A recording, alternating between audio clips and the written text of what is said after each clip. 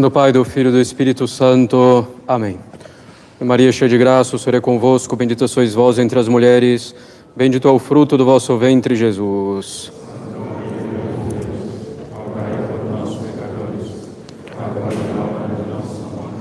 Podem sentar-se. Alguns avisos. Bom, lembramos que é preciso usar a máscara na capela e usá-la cobrindo boca e nariz o tempo inteiro. Lembramos uma vez mais que reconhecemos o Papa Francisco como sucessor de Pedro, como autoridade suprema na Igreja. Se alguém não faz, encontra-se em erro sério. Por coerência e consequência, não é aqui o seu lugar. Não somos anti-esquerdistas, antes de tudo, somos católicos, apostólicos, romanos em primeiro lugar. Como consequência, nos opomos aos erros. Entre os erros, um dos principais é o socialismo, o esquerdismo, mas há mais graves, ao liberalismo, que é o pai do esquerdismo, a agnose, a heresia que passa os séculos e que afirma a divinização do homem.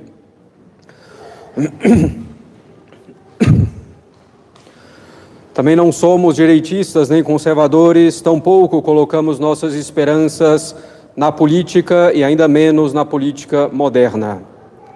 Somos católicos e, como católicos, reconhecemos a lei natural e a lei revelada por nosso Senhor Jesus Cristo.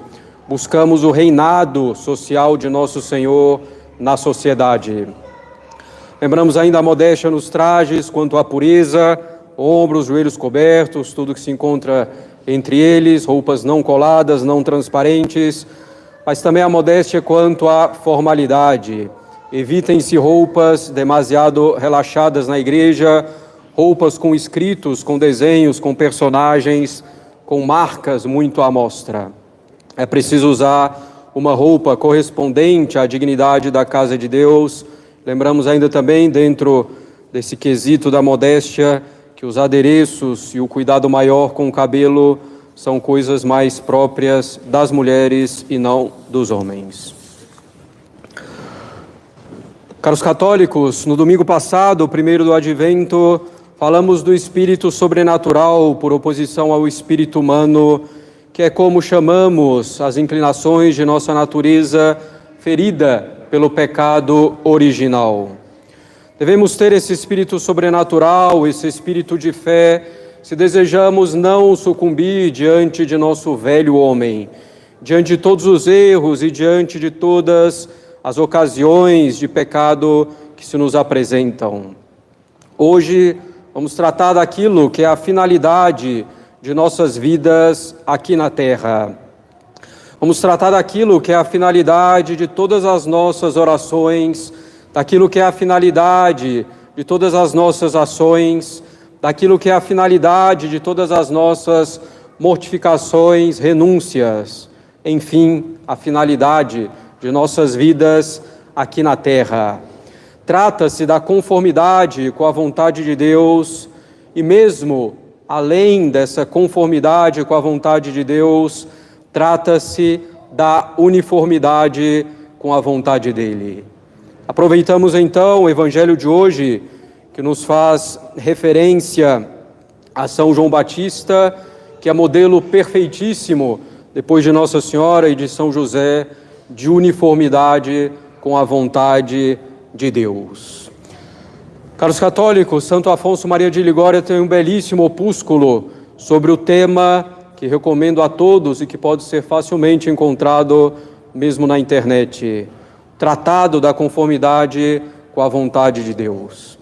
Peço então licença ao santo para citar abundantemente a sua inspiradora obra, sem nenhum escrúpulo de plagiá-la bastante.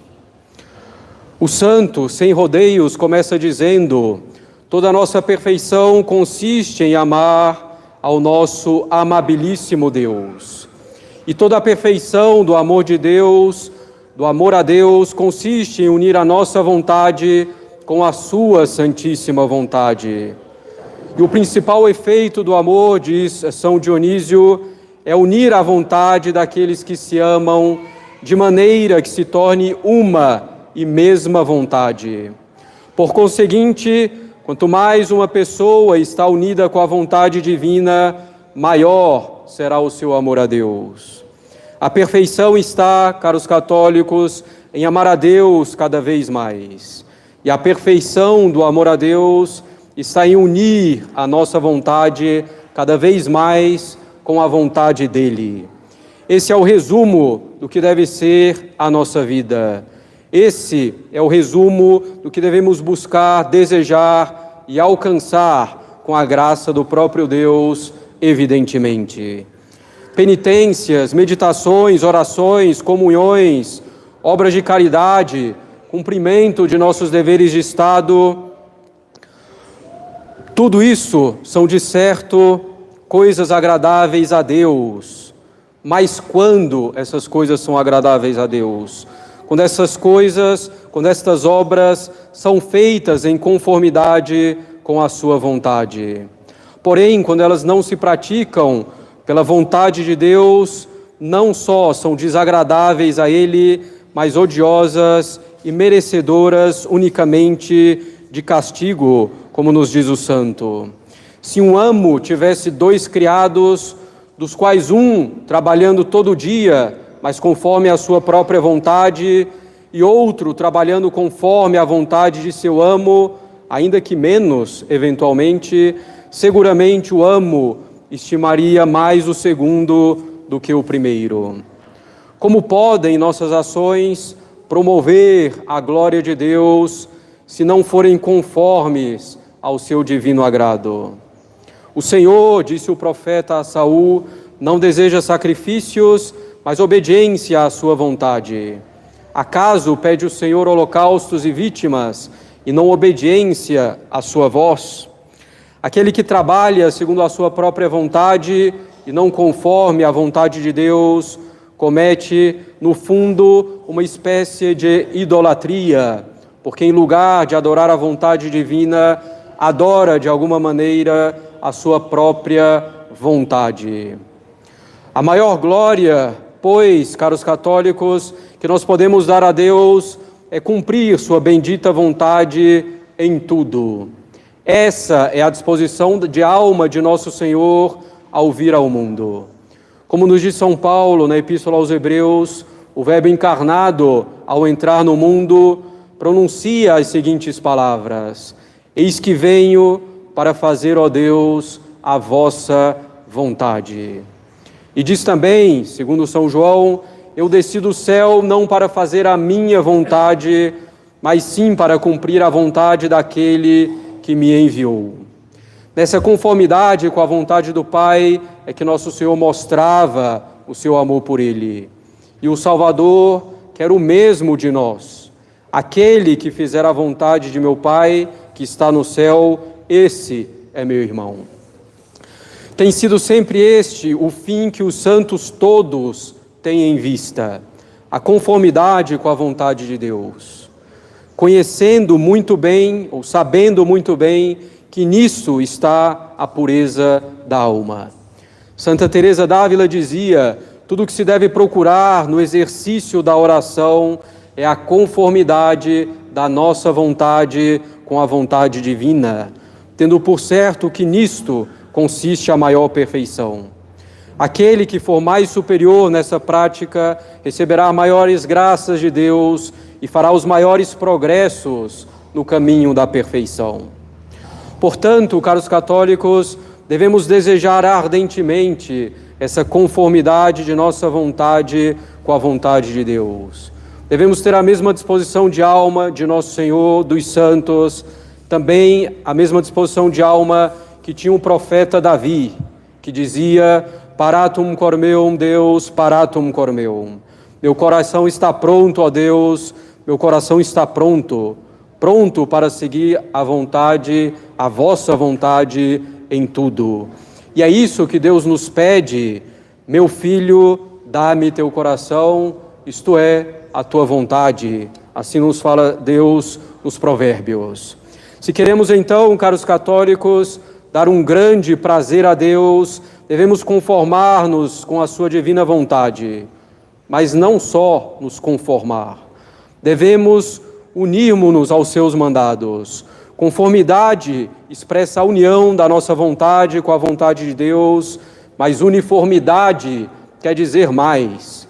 Quer dizer que a vontade divina e a nossa sejam uma só, de maneira que não devemos desejar senão o que Deus deseja e quer. É esta a maior perfeição a qual devemos aspirar. Este deve ser o objeto de todas as nossas ações, de todos os nossos desejos, meditações, orações, mortificações. E para isto devemos pedir o socorro do nosso anjo da guarda, dos santos e, sobretudo, claro, o socorro da Santíssima Mãe de Deus, que é a mais perfeita entre todos os santos, e porque foi ela quem mais perfeitamente abraçou a vontade divina em todas as ocasiões. O grande ponto é, então, abraçar a vontade divina em tudo quanto acontece, seja agradável ou desagradável. Nas coisas agradáveis, os próprios pecadores se conformam com a vontade de Deus. Porém, os santos unem-se à vontade divina, mesmo nas coisas desagradáveis e que vão contra o amor próprio. Nisto se prova o nosso amor para com Deus. São João de Ávila dizia: uma ação de graças no tempo da tribulação vale mais que 1000 atos de agradecimento no tempo em que tudo nos prospera. Além disso, não só devemos nos unir à divina vontade nas adversidades que diretamente nos vêm de Deus, como a doença, a desolação do espírito, a pobreza e a morte de nossos parentes, mas devemos nos unir à divina vontade também nas contrariedades promovidas pelas criaturas, como o desprezo, a perda da reputação, a injustiça, os roubos e todas as mais perseguições. Devemos então atender quando sofremos injúrias na nossa reputação, honra ou bens, que nosso Senhor, claro, não deseja o pecado que os outros cometem, mas deseja sim a nossa humilhação, a nossa mortificação, a nossa pobreza material, eventualmente. Isso é certo e plenamente conforme a fé. Tudo o que acontece no mundo é por permissão divina. Eu sou o Senhor, fora de mim não há outro. Sou o Senhor que faço todas as coisas. Assim está no livro de Isaías.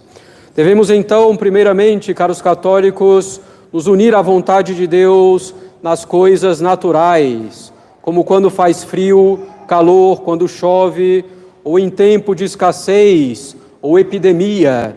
Sim, é o santo que cita a epidemia, sempre acompanhada de suas mais variadas restrições, como o uso da máscara, e dessas coisas não devemos reclamar.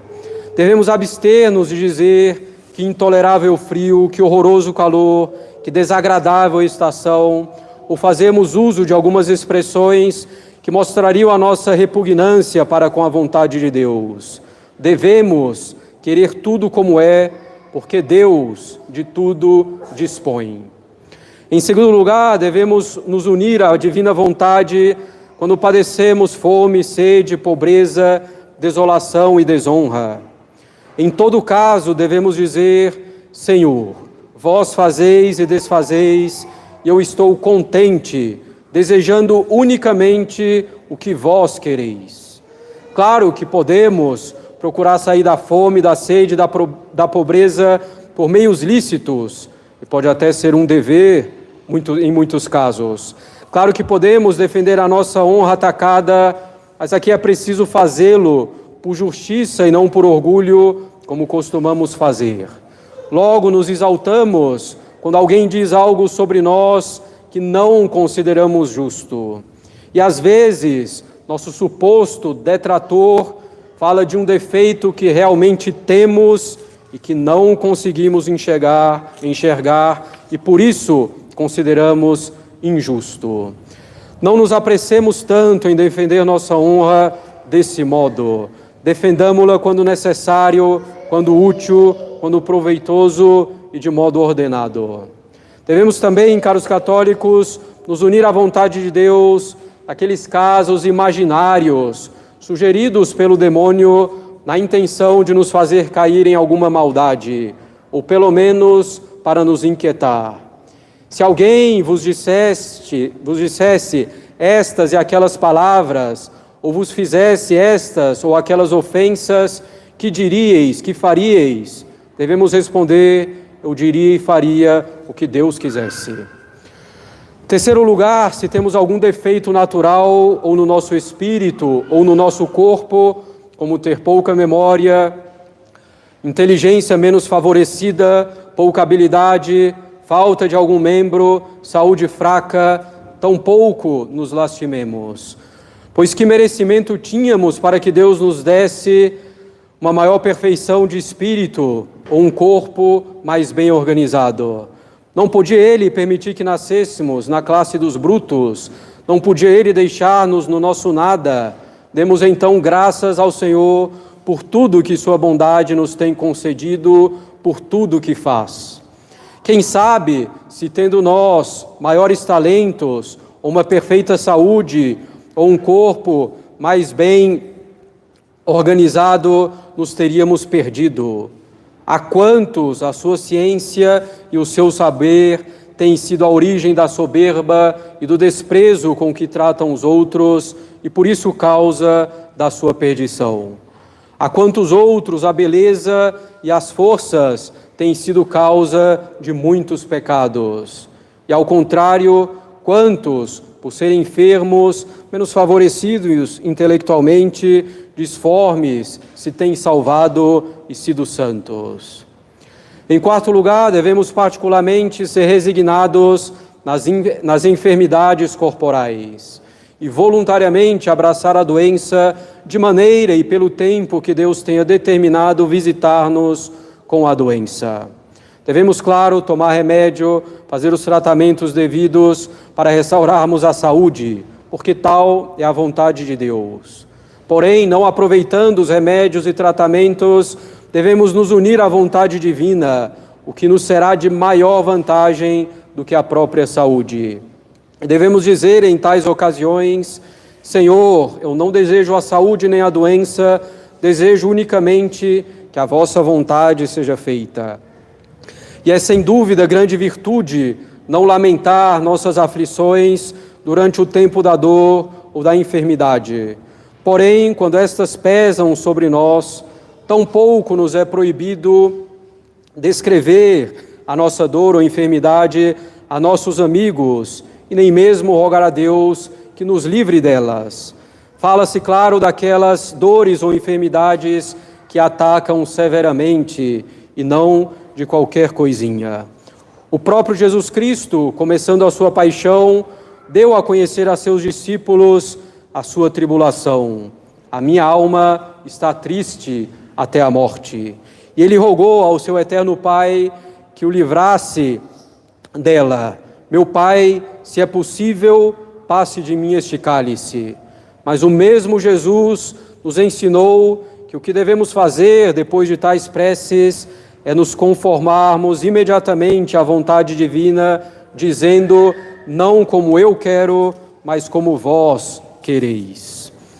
A enfermidade, caros católicos, é a pedra de toque da alma, porque a enfermidade e a doença descobrem o caráter da virtude que a alma possui.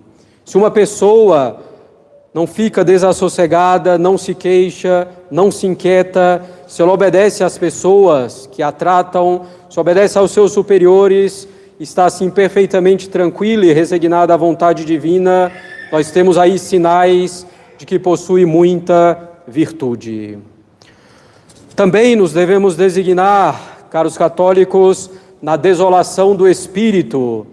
Nosso Senhor, quando uma alma se entrega à vida espiritual, costuma socorrê-la inicialmente com abundantes consolações, para tirar essa alma dos deleites mundanos. Porém, vendo já essa alma estabelecida em espírito, Deus retira sua onipotente mão para obter uma prova do amor que esta alma lhe dedica. e ver então se essa alma o servirá sem a recompensa das delícias sensíveis nesse mundo. Enquanto vivemos no mundo, diz Santa Teresa, a nossa vantagem não é tanto em gozar de Deus em si mesmo, como em fazer a sua divina vontade. E outra parte diz, o amor de Deus não consiste tanto em ternuras espirituais, como em servi-lo com fortaleza e humildade. E continua, Deus prova aqueles que ama com securas espirituais e tentações. Deve, pois, a alma agradecer ao Senhor quando Ele dá doçuras espirituais, mas não deve afligir-se nem impacientar-se quando Deus entrega a alma à desolação.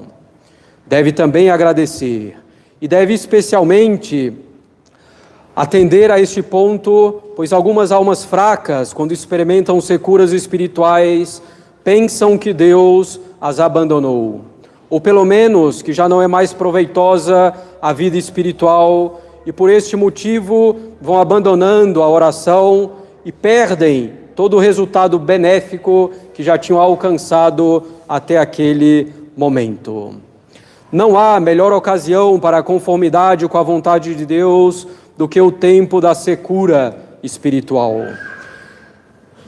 E Santo Afonso diz que não seja sensível à perda da divina presença, porque é impossível que a alma não sinta esse abandono. E a alma lamenta esse abandono. Quando o mesmo Redentor sentiu e lamentou sobre a cruz, também esse abandono na parte inferior da alma, dizendo, meu Deus, por que me abandonastes? Porém, em tão grande aflição, devemos nos resignar inteiramente com a vontade de nosso Senhor. Todos os santos sofreram secura e desolação de espírito. Dizia São Bernardo, que dureza de coração eu experimento, já não encontro consolo na leitura espiritual nem na meditação. A maior parte dos santos viveu em secura espiritual e sem consolações. Estas, as consolações, o Senhor não as concede, senão raras vezes, talvez aos espíritos mais fracos, para que não parem na carreira, no caminho espiritual. As delícias da recompensa nos são preparadas por Deus no céu. Este mundo é o lugar onde adquirimos essas futuras recompensas. Por consequência, os santos não se entregavam ao fervor, a essas consolações, mas às penitências. São João d'Ávila dizia, quão melhor é estar em secura e tentação com a vontade de Deus do que em contemplação sem ela. Que a desolação, caros católicos, venha por culpa nossa e seja um castigo, ou que ela seja uma provação vinda de Deus para nos aperfeiçoar, a solução é a mesma, perseverar buscando fazer a vontade de Deus. Jamais se deixa a oração por causa da desolação ou das distrações. Devemos ter clareza em saber que a secura espiritual não é sempre um castigo, mas muitas vezes é disposição de Deus para nosso maior bem e também para nos conservar na humildade.